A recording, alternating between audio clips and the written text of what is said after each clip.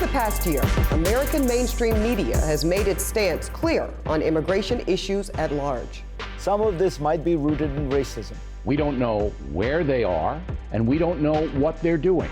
On the right, alarm and verbal sirens. And on the left, blind spots and omissions.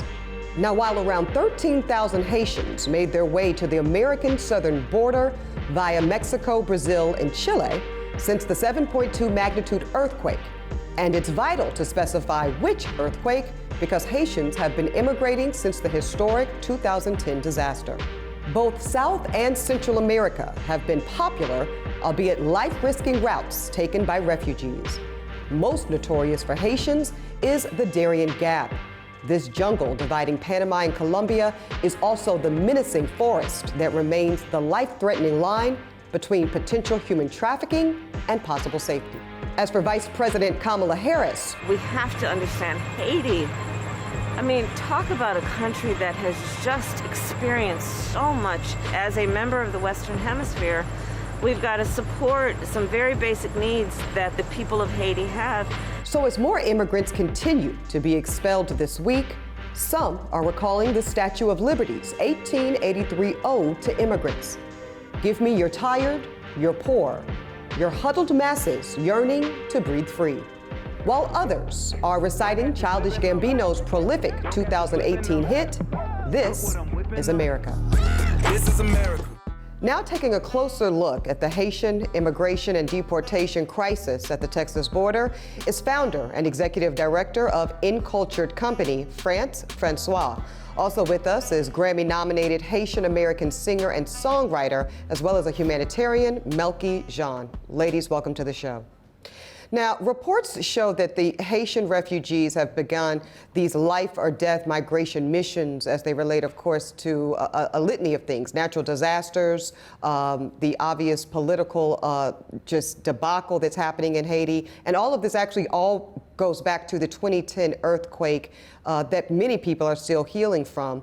How do you think that those journeys turned out? I'll start with you, France. Sure. Thanks for the question. I think that it's important to put the 2010 earthquake in context, that when the earthquake happened, Brazil and Chile and other parts of Latin America were experiencing an economic boom, and they used this opportunity to create visas that attracted cheap labor from Haiti. At the same time, we were told that Haiti was going to build back better with the $10 billion that was allocated and raised for earthquake relief and then reconstruction. What happened in reality, what we saw on the ground, was that less than 1% of that money actually went to the Haitian government or Haitian-led initiatives. The majority of that money actually went to U.S. humanitarian organizations. That money went right back to Washington, it went back to Brussels, it went back to Toronto. And so people took this opportunity that Brazil and Chile and others were providing to take work visas and go and start what they hoped for was a better life elsewhere. But when they got there in reality, they realized that the conditions that they were met with oftentimes was not what they had expected, which has caused people to take this journey in the hopes that they have the opportunity for a life of dignity, of the opportunity to send money back home and take care of their families that they have often been denied elsewhere. I want to ask you, my sis, MELKY, what is your reaction to when you first saw the images and maybe some of the conversations you heard around them or didn't hear? So the first time I heard about what was going on the Texas border was right when it was happening. When I first heard about it, there were about 5,000 people there. And I was just in shock in the fact that it wasn't on every major news channel. Like, I was turning on the news channel to see when were we going to start to talk about the fact that Haitian migrants were in Texas. And you saw that gentleman, whether you want to call it a rein or you want to call it a whip, and you saw that he had food in his hand. And that food was probably to feed his family, his wife and his kids. And the way that he was treated by the Border Patrol agents, come on, that was nothing beyond being straight animalistic. France, I want to talk about the politics just for a brief moment.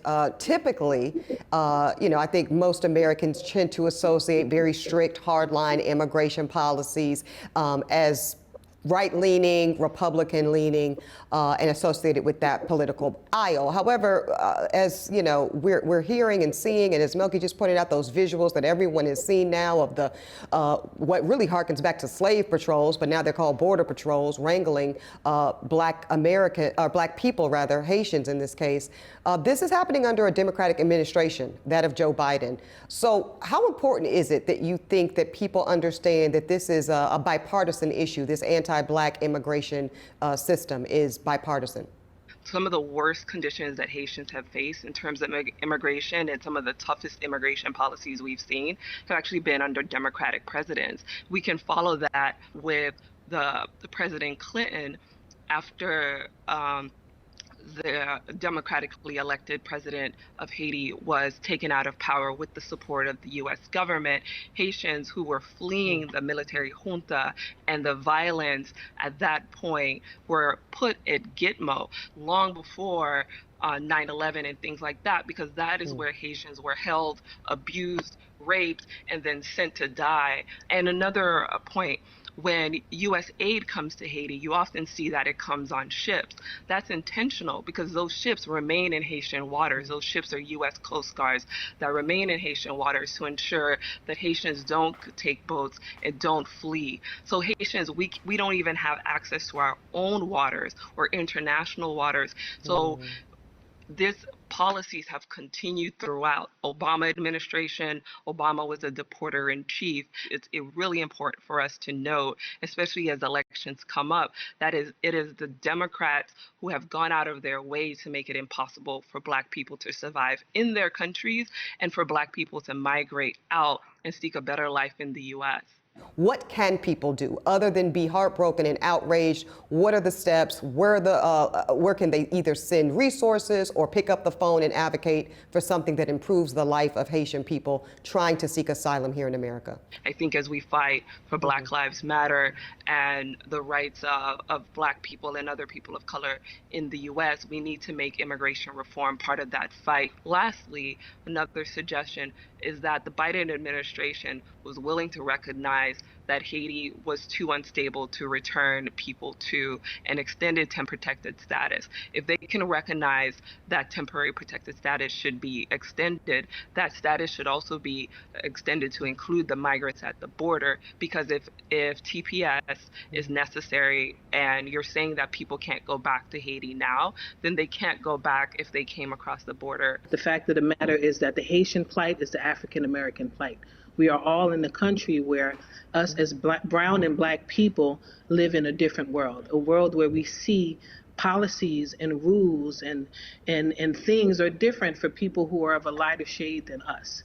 And so I'm going to challenge people who look like me, whether you're from America, whether you're from Jamaica, as long as you're in America, that you look and you see those Haitian migrants and you see yourself in them. You see a Haitian migrant holding on to his little baby and he's trying to cross the river. You think about your ancestors 200 years ago who crossed that river to try to get to freedom, because for him, essentially, it's the same thing. I love it. And I know someone very prolific by the name of Toni Morrison said, once you find your freedom, it is beholden upon you to do the work of helping others find theirs. Hey, y'all. Now, for full episodes of Revolt Black News, tune into Revolt TV. And if your cable provider doesn't carry it, make sure you reach out and let them know that you're trying to join the revolution. I'll see y'all every Thursday night at 9 p.m. Eastern, only on Revolt.